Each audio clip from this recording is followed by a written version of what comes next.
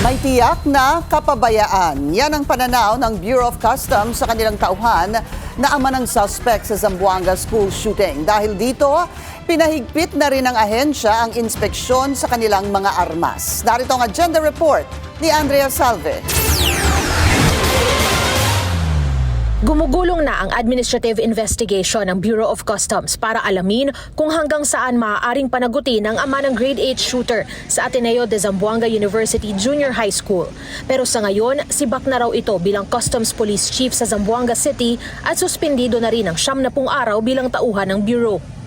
Sa paniniwala ko naman, sapat na yan upang matapos ng Philippine National Police ang kanilang investigasyon. Kailangan natin gawin yan dahil kailangan magkaroon ng patas, parehas at malinaw na investigasyon kung bakit naman yung kanyang 2 baril ay nahawakan at nagamit ng kanyang anak.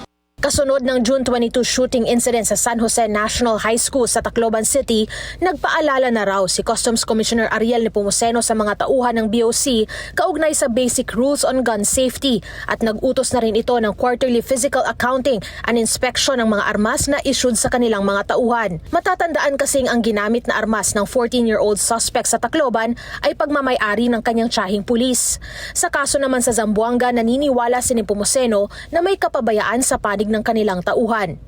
Bakit nasa bata, bakit nasa kotse yung 2 baril at hindi niya hawak? At kung nasa kotse man yun, dapat nandun siya. Kahit ano pa ang patungo ng investigasyon, meron talagang kapabayaan. Di ba? Kung iisipin mo nga, parang formalidad na lang yung investigasyon. Ano? Subalit may due process pa rin tayong binibigay dahil yan ay tinatakda naman ng batas. Dahil sa insidente sa Zamboanga, naglabas naman ng panibagong utos ang commissioner. Mula quarterly, dapat ay monthly ng personal na mag-report ang BOC personnel para sa accounting at inspection ng kanilang mga armas. Ang baril, dapat lagi nating isipin na mayroong gustong gumamit nito or umagaw. In principle, dapat hawak mo yung lagi. Kung di mo naman hawak literal, dapat yan ay ligtas, hindi magamit o hindi mahawakan ng kung sino man. Sa kanyang pagdalaw sa Ateneo de Zamboanga University nitong Miyerkules, nakausap daw ni Nepomuceno ang pamilya ng mga biktima. Nagpahayag na umano ang ahensya ng kahandaang umalalay sa anumang tulong na kailanganin ng mga ito. Para sa agenda, Andrea Salve, Billionaire News Channel. Mag-follow sa aming mga social media accounts at mag-subscribe sa aming YouTube channel para sa pinakahuli at eksklusibong mga balita.